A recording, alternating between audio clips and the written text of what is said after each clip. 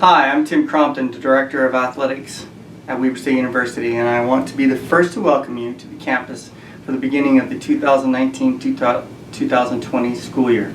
There are many amazing things you're about to experience as a student athlete here at Weber State. Among the many great things, and something that we pride ourselves on, is a strong commitment and culture to compliance with the NCAA, the Big Sky Conference, and Weber State rules. You're about to go through a process to learn some of those rules. For those returning to our program, this should be a good refresher on what those rules are. For those of you joining us for the first time, you will walk away from this experience with a much better understanding of what is expected of you as a student athlete at Weber State University.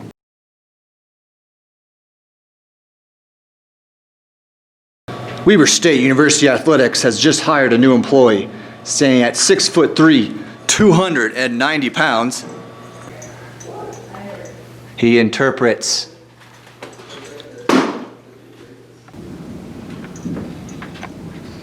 He educates.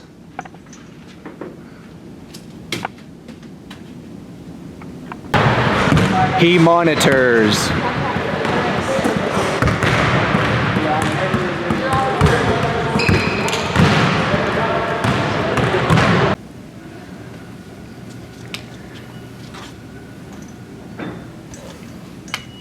He eats compliance.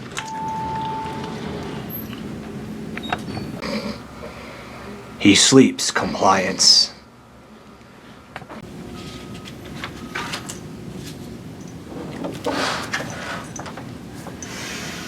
He breathes compliance.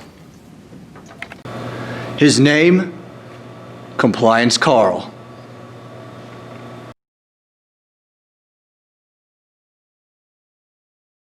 Bro, how'd you finish your paper so fast? I paid that nerd to do it. Compliance Carl. What's up? The NCAA and Weber State University require you to complete all of your academic work yourself. You may receive permissible help from tutors, but what is turned in must be your own work and effort. Failure to do so in this can result in finding of academic misconduct and can affect your eligibility on the field or on the court. Whoa. And one.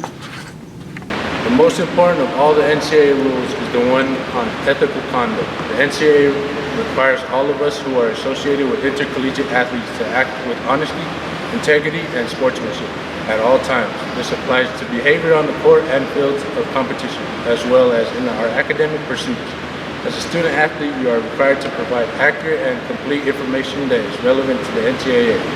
Investigations, if one occurs, please uphold the highest standards of the NCAA, Weber State Universities when it comes to ethical conduct. Buckets.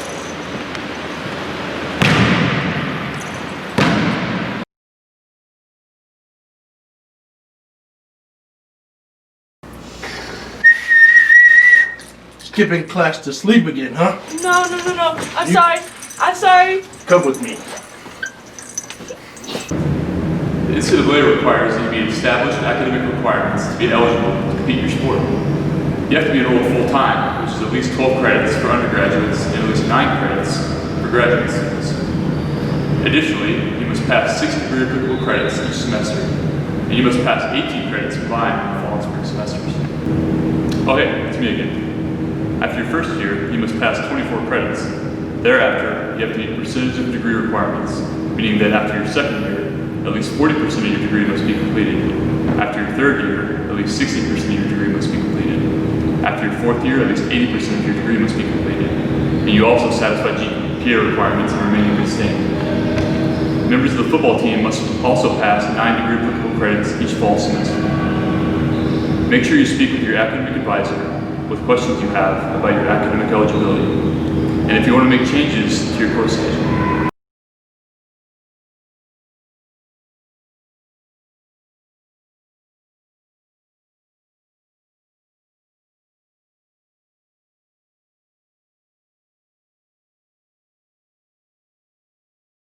Ding ding. This has never been problematic before. Hello? The annoying auditors. Who is this? You want to be my agent?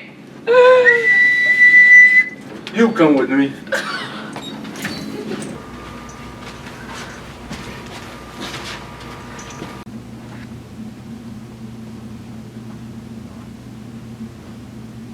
Amateurism is one of the core pillars that makes the NCAA what it is. Amateurism rules state that student athletes cannot receive compensation for their athletic abilities. You are not eligible for participation in a sport if you have ever accepted pay or the promise of pay for competition in your sport, agreed, either orally or in writing, to compete in professional athletics in that sport, played on any professional athletics team, used your athletic skill for pay in any form in your sport, or entering into an agreement for current or future representation. Rules related to agents must be followed by the student athletes, as well as by your family members or friends. You will lose your eligibility if your relatives or friends accept money, transportation, lodging, entertainment, or other benefits from an agent.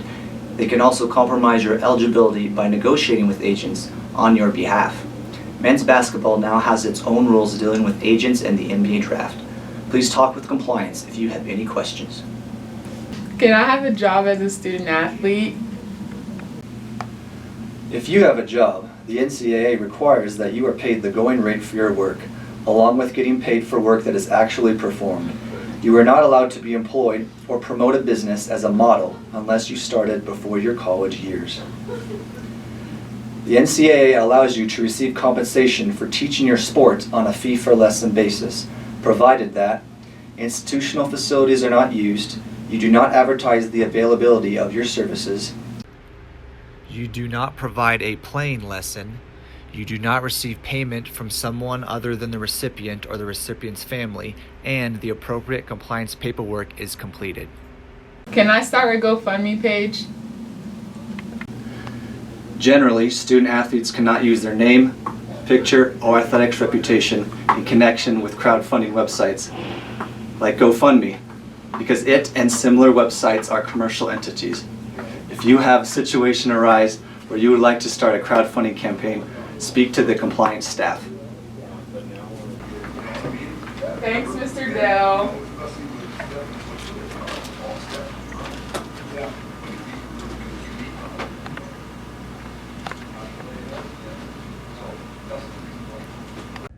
The changes to name, image, and likeness regulations that you have likely heard about from the media will not take effect until early 2021 at the earliest. We will let you know of any new information that comes out.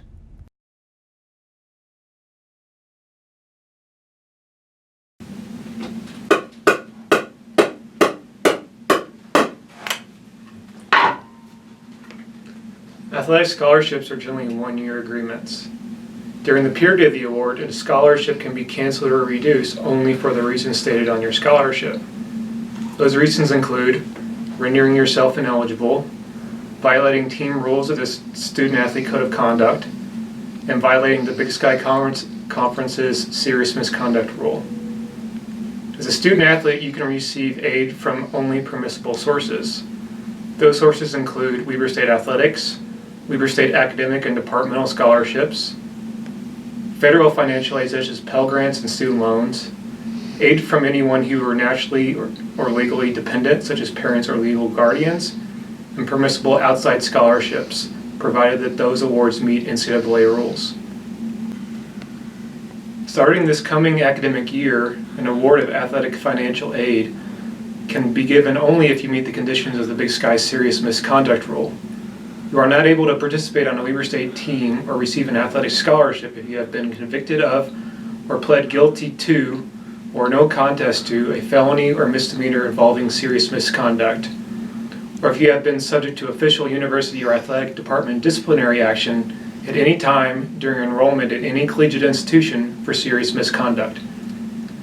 Serious misconduct may include any act of sexual violence, domestic violence, dating violence, stalking, sexual exploitation, or any assault that employs the use of a deadly weapon or that causes serious bodily injury.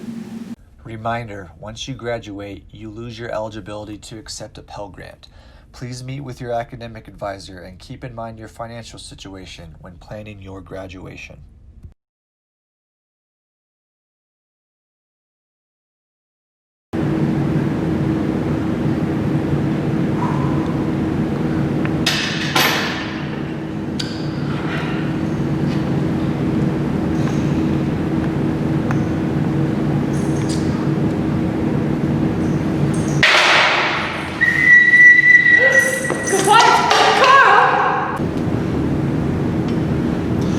as student athletes who are subject to both the NCAA and Weber State's drug testing programs. Both the NCAA and Weber State have drug testing policies that must be followed if you want to maintain your eligibility to compete. You are required to show up for all drug tests. Failure to show up for a test is treated the same as a positive test. Penalty for a failed NCAA drug test is typically a loss of 1 year of your seasons of competition and a suspension from competition for at least 1 calendar year. Your athletic scholarship can be canceled or reduced if you fail an NCAA drug test. Failing a second NCAA drug test typically leaves you permanently ineligible in all sports. The NCAA banned drugs list is the same that is used by the World Anti-Doping Agency, WADA, except for glucocorticoids. Please be careful with what you put in your bodies at all times. Even drugs that you not normally think has a problem can lead to a positive test. For example, asthma and ADHD medications are considered banned substances without a valid prescription. It is also important to pay attention to what supplements you are taking. The supplement market is not strictly regulated, so make sure to contact your strength and conditioning staff before you begin to take your supplement.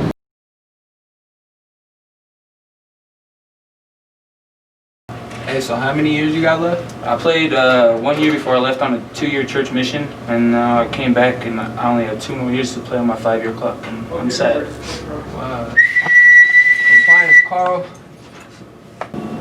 Student athletes have 5 calendar years and up to 4 seasons of competition in the sport. The 5-year clock starts when you first enroll as a full-time student at any college or university. The clock continuously runs until the end of the 5-year eligibility period is completed.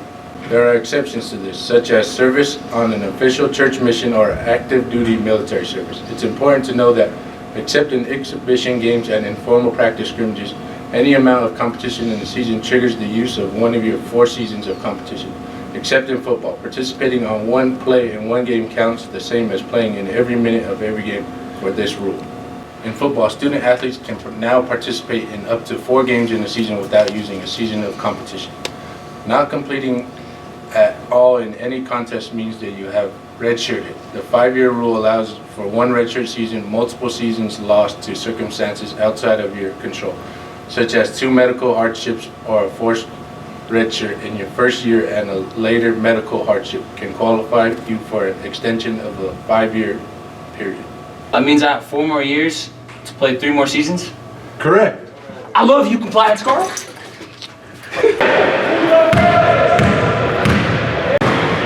Hey, you're trash!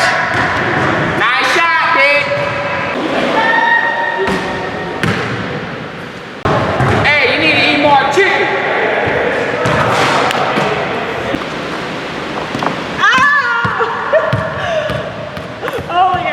This isn't fair. I lost my eyeball and I only played in 2 games and it counts as one of my 4 seasons of competition. Compliance, Carl! A medical hardship, commonly known as a medical redshirt, occurs when you compete during a season but then become injured or ill to the point where you can no longer play.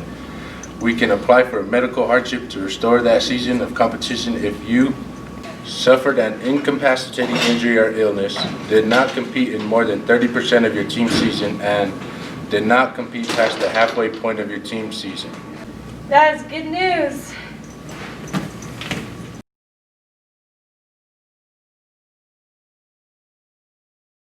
Good practice today, huh? On water, one of the best we ever had. Where you off to now? You already know I'm gonna go get ready and practice with my club team. We undefeated. One of the best. Compliance, Carl! During the academic year, except in limited circumstances, a student athlete may not participate on any outside team in any non-collegiate amateur competition. Some exceptions that may be available are participating in intramurals, competition outside declared playing and practice season during any official vacation period, or individual unattached competition while not wearing your Weber State uniform, not receiving expenses from Weber State, and not receiving instruction from your coach. If you competed on an outside team this past summer, your participation must stop when your team's practice begins.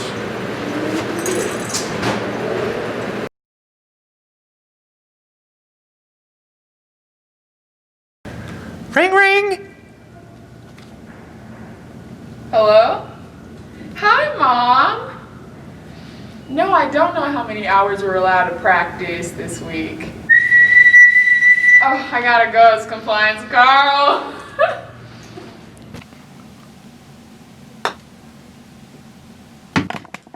What's up? When your team is in season, student athletes cannot participate in required practice for more than 20 hours in a week and not more than 4 hours in a day.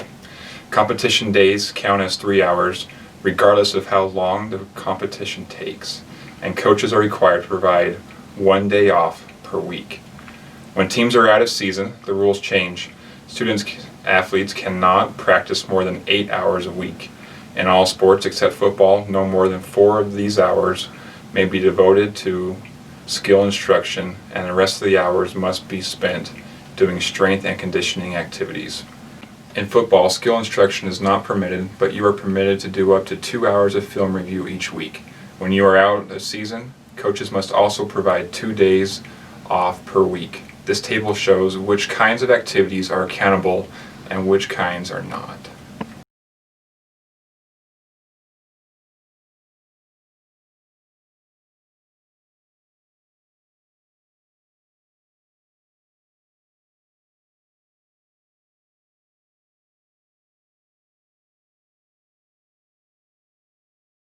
Coaches are required to report your weekly hours to compliance. You have the chance to verify CARA logs through Jump Forward, so make sure you are checking your emails. Your coaches cannot see the responses to the logs submitted, and verifying logs is the only way we can verify you are not exceeding the daily and weekly hour limitations.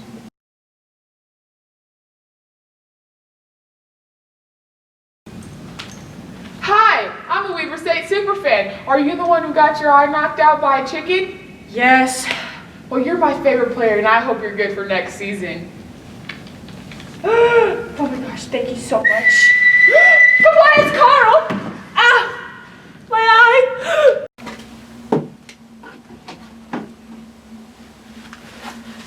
As a student athlete, you cannot accept anything that is not available to the general student body or the general public. Extra benefit rules apply to yourself as well as your friends and family.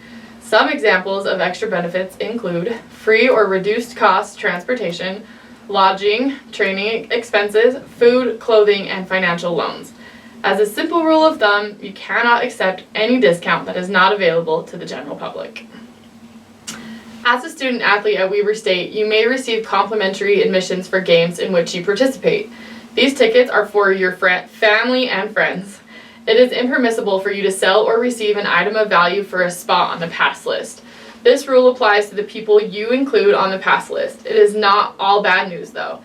The NCAA does allow you to accept benefits that are not available to all Weber State students or to the general public. These benefits include academic expenses, career development resources, health care, travel to represent Weber State, including the receipt of rewards points or frequent flyer miles for those trips, and meals and snacks.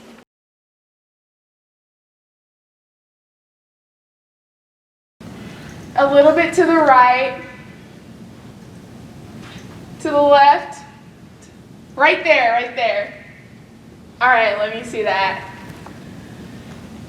Oh my goodness, this is definitely Instagram worthy. Okay, to Instagram, thank you at Adidas. I love this outfit, I wear it every game. Oh, and thank you at Power Bar for helping me with my physique. That is so awesome. About to post it. Give me that. Oh my goodness, Compliance Carl. My Instagram followers need me. I need to post that. Everyone has social media, but it is important to remember what is permissible and impermissible to post. First, use common sense. Assume all posts are public and don't post anything you would not want your family to see. The NCAA prohibits posting information about injuries and PSA recruitment. Student athletes cannot publicize a prospect's recruitment, visit a campus, or their commitment to Weber State University. This past year, we have had several violations because student athletes have been creating social media posts that were promoting commercial entities. These commercial entities have included personal trainers, food companies, and local clothing companies. Do not model for, promote, or tag a commercial entity in social media posts. You will be immediately ruled ineligible and will have to go through the student-athlete reinstatement process, even if you did not receive payment or were not directed to by the commercial entity to make the posts. Thank you for letting me know, Compliance Carl. Can I have my phone back? Okay. Corey, right here. Oh my goodness, that is so Instagram worthy. #compliance, #compliance Carl, #rolls rule.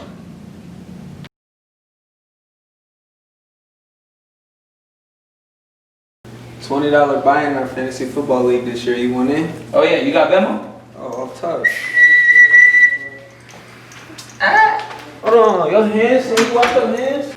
Come on, just tell me you wash your hands, bro. Did you wash your hands?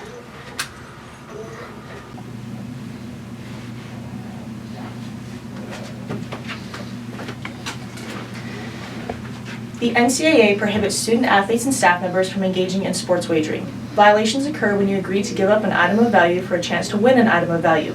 This most commonly includes money, but you can also include betting things like meals, clothing, etc.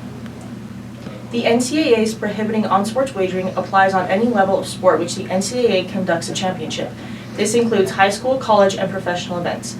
Engaging in sports wagering activities will make you ineligible immediately.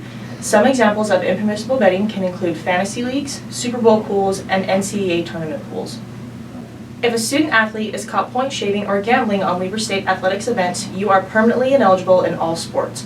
Sports wagering is one of the quickest ways to lose your eligibility. Please note that the recent changes to laws regarding sports wagering have not affected the NCAA's ban on sports wagering. Remember to be smart on what you do with your free time, and always remember, don't bet on it. What are you guys pointing at? Compliance Carl!